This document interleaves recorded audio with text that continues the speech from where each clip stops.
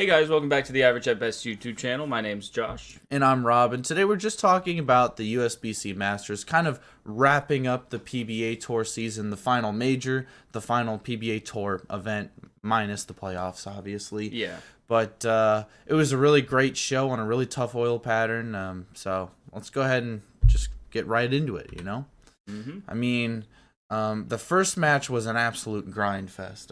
Yeah, it was really obvious at the beginning that the lanes were super tight.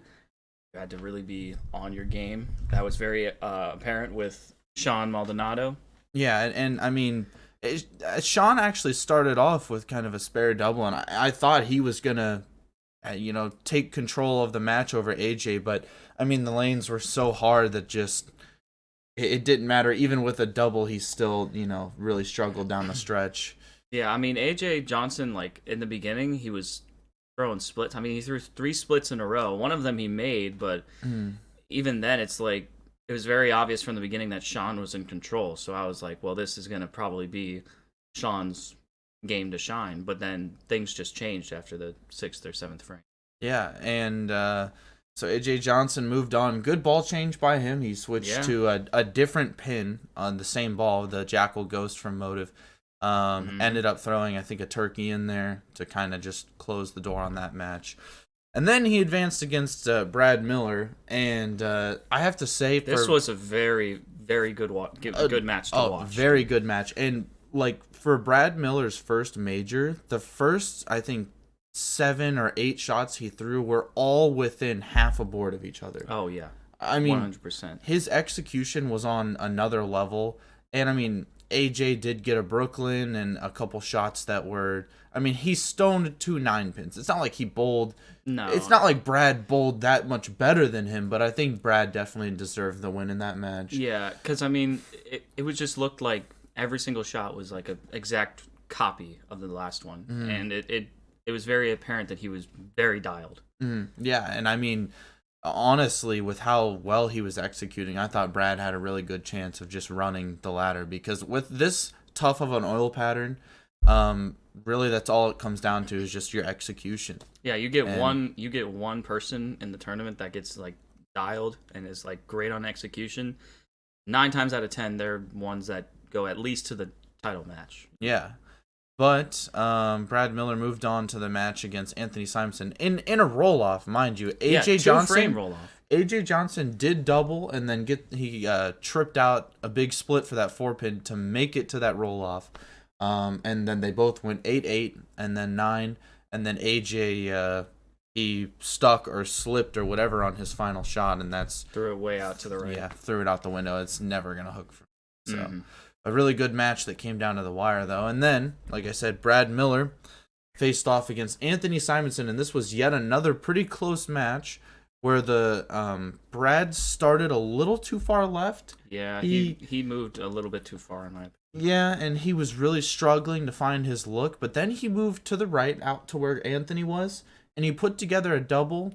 In the middle of the match, it was super close. Like I think they were tied at one point. Yeah, like a couple of times. I mean, if Brad strikes on that second shot, he forces in the 10th. Yeah. He forces Anthony to double, and he got it maybe a half board to the right, and he just left a 2-8. There's a chance he trips that 2-8 out, and who knows? He could have ended up winning the match. So, still a good match, and Anthony struck when he needed to kind of put the nail in the coffin on that one, but and then the final, everybody was waiting to see Norm Duke, Anthony Simonson. It's insane to me that Norm is still making TV shows, and especially being the #1 seed. Yeah, 58 years old, bowling that many games for real. My hand hurts, and I bowled 12 games over the weekend, and good lord, he's triple my age, basically, almost. Gosh, and this was another close match. I mean, they were within 3 pins of each other. Yeah. And Norm Duke bowled pretty solid. I think he only really missed the pocket once. I think he went like what, high that one shot? Yeah, he went high and left like a fast 8. Yeah. And then he left a bucket. Other than that, it was 10 pins. Yeah. So he bowled really consistently, and he just didn't get his ball to finish. I think he was trying to be a little too easy with the ball. Yeah. Instead of actually hitting it a little bit. I think he could have done with just picking up his speed and kind of just getting through the ball. Yeah, and it also seemed like towards the end, like if you heard in the audio, he was like huffing and puffing. Oh yeah, he like super tired. It seems. Yeah, he was either tired, exhausted, or nervous. I mean, whenever you get up to that age, it was probably partially the emotions. It was his last PBA major he's doing. He announced he's retiring. Yeah. You know, he's gonna bowl some events, but he's just not going to be full-time out here anymore, which is sad. Yeah, and quite honestly, Norm Duke's one of the greatest. You know, he's in that top 5 category. Yeah. Where, I mean, not the greatest in terms of majors, but if you think about, he won when he was 18, and he just made a major at 58 years old. Yeah, so he's been literally 40 years. 40 years he has been making TV shows, and he made the 1 seed at the Masters. And his last major, he made the number 1 seed. Absolutely insane. And then we have to talk about Anthony, of course. Yeah. Who I have your opinions about Anthony or not. You know, how he's very vocal and kind of abrasive at times, you know. Mm-hmm. He's really good. And I have to say, he's really good at changing his hand position for a two-hander. For sure. And doing it consistently. If you watch his hand, he has little tricks that he does with his hand, but he does them very, very consistently. Yeah. And I think that's what's going to help him. I think he's more versatile than Belmo.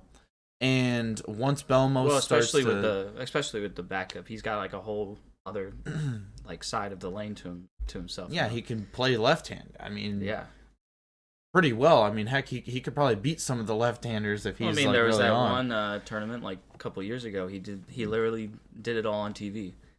And that was the only thing he did. Yeah. But yeah, Anthony needed a strike. I would have loved to see Norm Duke win another major and tie. I would have adored seeing him win again. Yeah, tie Earl Anthony and someone else, I think, on the majors list. Is it Walter Ray? I think had 8. Yeah. But yeah, I would have loved to see Norm Duke win, but Anthony's becoming that dude, you know. I mean, he's so good for his age, and he's the youngest to win 1, 2, 3, 4 majors. I mean, if you think about it, Belmo has 14 and he's 38 years old. Anthony has 4 and he's 25, so that's a 13-year difference. If Anthony can really get into his prime the next 5 years and like win at least 1 or 2 each year, He very well could catch Belmo's major record and possibly set his own record. I mean, I would say the only thing that would stop him would be potentially some of these younger kids coming out of college and stuff. Yeah. If they end up dominating the scene, you know, getting on a little run of themselves. Yeah, or if Belmo just continues to win about another major a year until he's 45, then heck, he'll be at. You know, he's got a chance of winning anywhere from 15 to 20 majors. Yeah. And I think... I feel like Belmo's not going to stop until 20. At least 20, yeah. At least 20 is what I feel like he'll go until he stops. Yeah.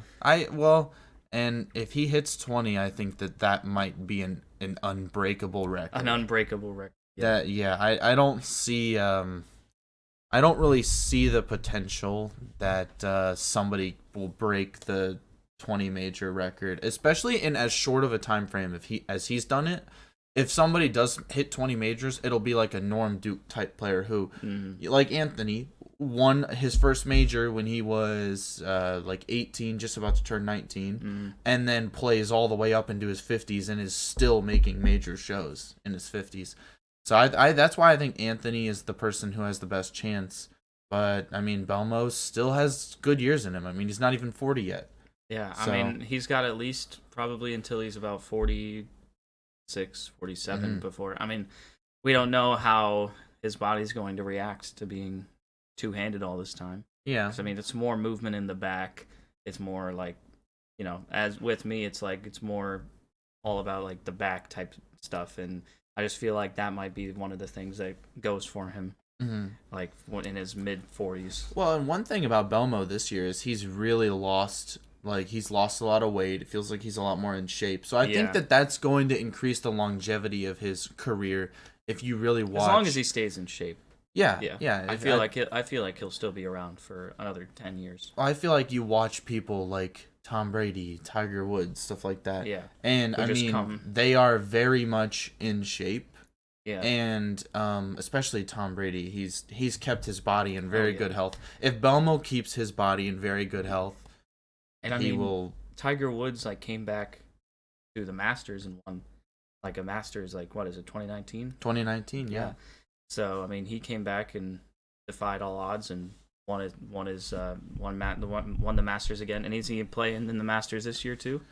So yeah, so got a lot of old people in sports that just come back and still dominate the field. So. Yeah, and I feel like we also have to talk about Anthony, what he said it whenever he won, where he said, they can't stop us, referencing the USBC banning the bowling balls. If you guys were watching the telecast, the angle right over Anthony's shoulder as he's yelling. Oh, the USBC director. Yeah, the USBC oh my gosh, director. That was funny. He did not look entertained. No, with he that. did not. So I'm sure we'll include that in the thumbnail. We don't have it up right now. But man, that was that was funny. And he made a statement though, like, hey, it's very odd why the USBC would ban all these bowling balls and out of nowhere in the nature that it all happened. Yeah. A lot of the Storm players feel like it was kind of an attack on Storm. And you know what? Mm-hmm. Anthony wanted to make a statement. It doesn't matter. You can ban all of our equipment. First, second, third. Brad, Storm, right? Yeah. Then you think Anthony, Rotor also Grip. Rotor Grips. And then Norm Duke is on Storm. Yeah. So they're all owned by Storm. So they're all owned by Storm. Yeah. The people. But, yeah. If you wanted to see our talk about the USBC banned bowling balls list, we'll have the 3 videos that you can watch on our channel, or so put them in the description as well. Yeah, we'll try to pin a card up above somewhere. But that's about all we've got. This is the final PBA Tour event, and we'll be covering as well the playoffs. Kind of talking about each match, and we'll do who we expect to perform well, and Brad Miller and Sean Maldonado, they made it into the playoffs because they made the show. Yeah. So it'll be a fun year. It'll be exciting finally watching both Brad and Kyle in the playoffs. Yeah. So. But that's all we've got for you guys today. So thank you so much for the incredible growth. Yeah, this week and a half has been absolutely nuts. Just last week we were celebrating 100 subscribers. Now we're closing in on 400. It's so crazy to us how much this channel has grown in just a small span of time. Yeah, and hey, we're all on for the ride, you guys included. So subscribe, like, share, keep doing what you guys are doing. We absolutely love it. So, but yeah. All right. Peace out.